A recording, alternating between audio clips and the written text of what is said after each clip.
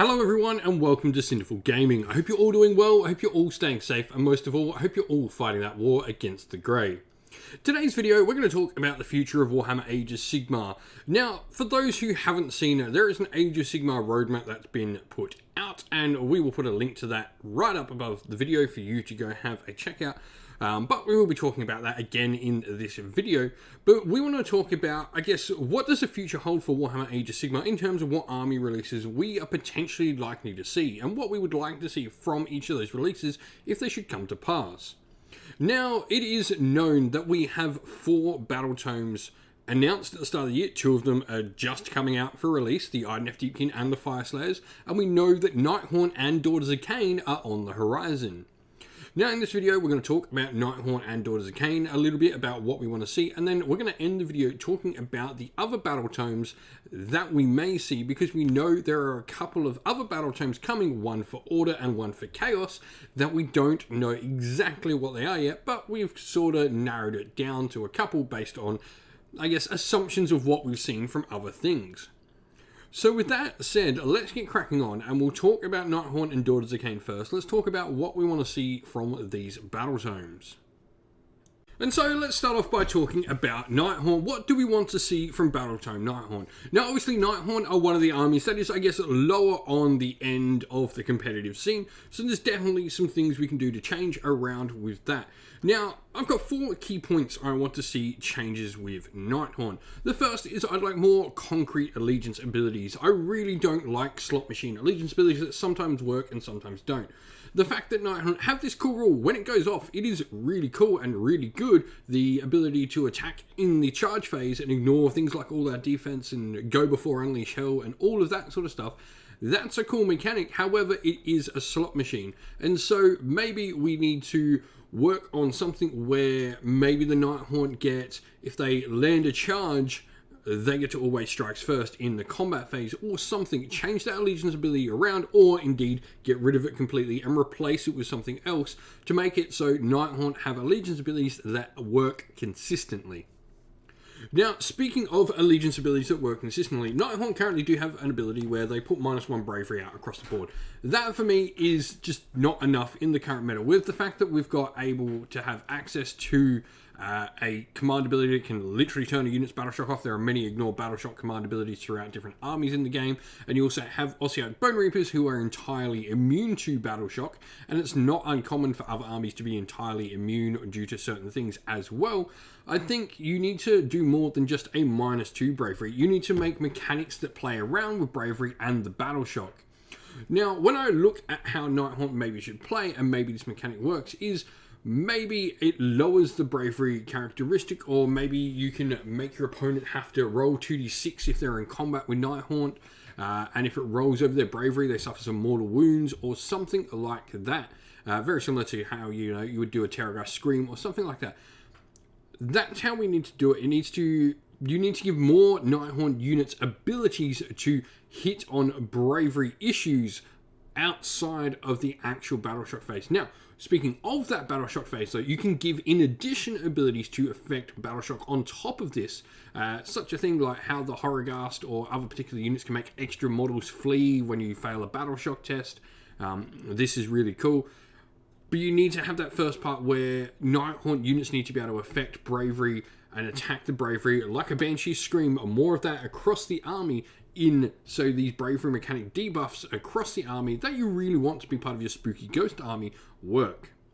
Now, looking in unit size as well, I believe I would love to see updates to unit sizes. You've got things like Glaive Ray Stalkers and Murmur Banshees that are seriously hindered by the fact they are 4 model units and cannot be battle line. I'd like to see both those units up to 8 model units, and I wouldn't be at all upset to maybe see Chainghast put into a 20 model unit. However, I do understand that Chainghast at current are in 10 model box, but it's not beyond reason to think maybe they could rebox them into 20 model units. I think these would definitely be good changes. Obviously, we could see things like Grimghast Reapers and all of that increase to 10 model units. We saw it with things like the Dreadside Harridans on how they could get unit size increases and stuff like that. So that could definitely work in favour to get some more ghosts on the board. they don't have any monster models, and it's unlikely we are going to see a monster model released, so make them a horde army. Give them lots of models on the table, and I think that would be a really cool way to bring something interesting and unique to the Nighthaunt, really make them the army of death that really wants to play horde, because all the other death armies have these other ways, but make that the core foundation. Along with that, we could also push towards a fast-moving and mobile death force. This is something that Nighthaunt has always been. It's got fly army-wide, so you definitely want to be including that and having that issue across the whole army. You want to make sure that maybe the speed of all these units is slightly increased, so this really becomes the fast maneuverable death army, giving it a unique place amongst the rest of the death forces. Moving on to the Daughters of Kane. Now, this is slightly different than Nighthaunt, because Daughters of Kane are doing all right in a competitive sense. I actually think this is where we need to think that when we see updates to armies, we don't only want to see updates to armies that need a boost, but maybe armies that need to be brought back in line also need to be thought of in this sense. And so it's at this case that the Daughters of Kane definitely have a couple of issues and a couple of stray units that probably need to be brought down back in line, and some other things may be brought up, but not too much in all honesty. Now, definitely, I think one of the big things is hero phase activations. I'm not a fan of it at all. I wouldn't mind a unit being able to double shoot or gain an extra shot or gain an extra attack, fight first or something like that, but I don't like the idea of the hero phase activations and the double tapping. I don't like any unit that can do it in the game, especially when you have access to it on mortal wound projection from range shooting. That being said, maybe you could keep the hero phase combat, but you would get rid of the hero phase shooting ability. I think that would be a solid fix in itself as well. But this brings down to the point of internal balance between some of the things. There are definitely a lot of good units within Daughters of Kane. Bad units in Daughters of Kane, most other armies would be quite happy to have as a good unit for their army, because they generally do have good war scores. Even things like Doomfire Warlocks are not a bad unit. When you take them in a Daughters of Kane army, they can be okay. I'd like to see that balance, and those units that are definitely those top tier units from the army may be brought down a little, and those units that are on the bottom part may be brought up a little bit to meet somewhere in the middle and make that internal balance in the book that little bit better. Speaking of units that need to be better, if there is one unit that is not particularly great in a Daughters of Kane army, it is the Avatar of Kane. I don't like that they have to activate. Paying for a model that has to be activated isn't a good thing. Does it either become a terrain feature for the army and you have an avatar, a terrain feature you pay for and you get free on the table that can activate? Or do we potentially get avatars that are always active? Or are we going to get access to that cool brand new Eldar Avatar of Kane model potentially for the army? That could be a really cool centerpiece to have, and I'd love to see that on the table in a Daughters of Kane army. But I definitely want some changes to the Avatar of Kane, because it is a really cool idea to have that model fighting on the table. And so now we look at the Chaos and Order battle tomes. Now we know that we're going to get one Chaos, one Order, and based on the process of elimination, thinking about what armies have already received battle tomes, what armies will have already received battle tomes, and also what armies have received Tome Celestials, because we, I guess, would think that a Tome Celestial would not be printed if it has an army book coming out. However, that of course cannot be the case. We know that White Dwarf teams and Age of Sigmar teams are separate teams, so there is the potential that that is not the case. However, going on that logic, it is probably one of the first 3 battle tomes, though judging on how long ago the Tome Celestial would have been, it would have been over 6 months, and that means the Tome Celestial would have been written before those 6 months since we got one of these, and that is Slaves to Darkness. I do think there is a slight possibility it could be Slaves to Darkness. However, it is more than likely one of the other 3 options, unless it is, of course, a brand new army. Chaos Dwarves, anyone? Now, of those 3 factions, they wrote Mischief in their article, and people are really jumping on the fact that, a group of rats is called a Mischief of Rats.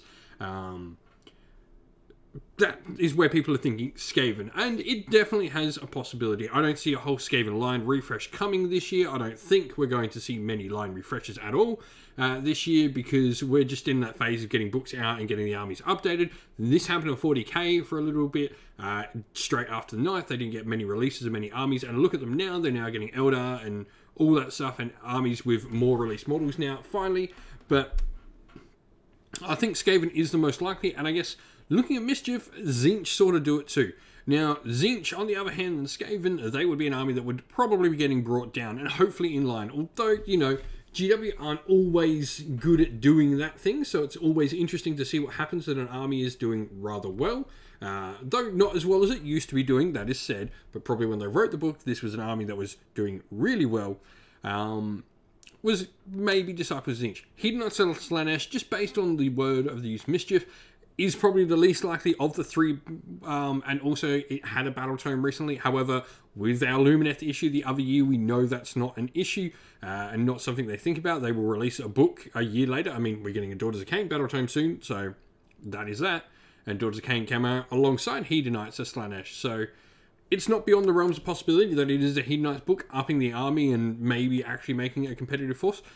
What do you think, though, and what would you like to see from each of these different Chaos battle tomes if it was to be one of these four? And so we move on to our two Order armies. Now, there are two left in the options here, as most of the Order armies have either seen a battle tome recently or are about to. With the case of Daughters of Kane, Fireslayers, and Idoneth Deepkin, we've obviously already had Stormcast Eternals, and we've had a ton of White Dwarf updates for Seraphon, Cities of Sigmar, and we're about to get one for Kharadron Overlords as well. So that leaves really two main factions, and that is Lumineth Realm Lords and Sylvaneth. So let's talk about the two. Lumineth, yes, we've seen two battle tomes in the space of 2 years. That to me makes it completely likely that we would see three.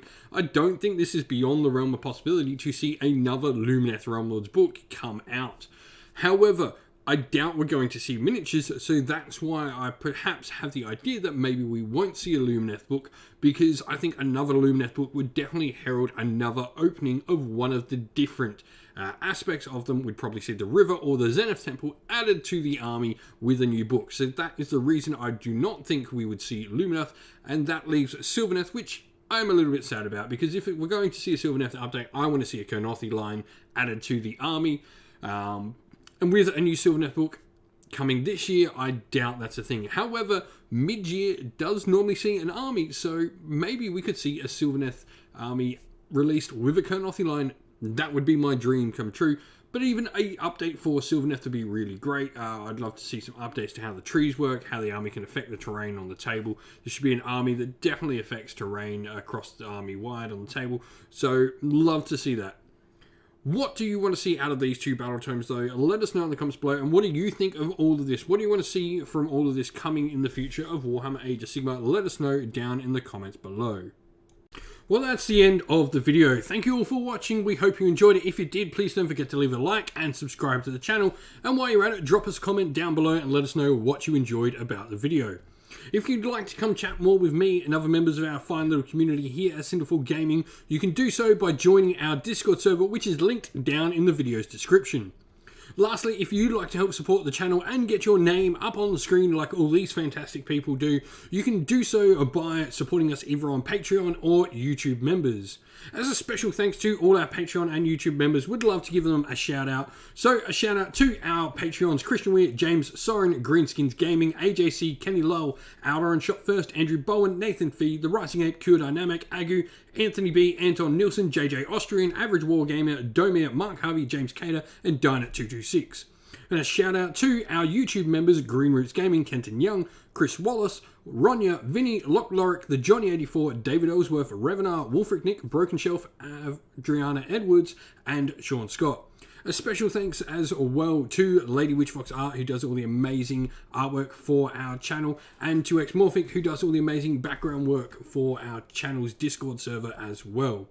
Thank you all for watching. Once again, everyone, stay safe, stay well, and most of all, keep fighting that war against the Grey. Ciao for now.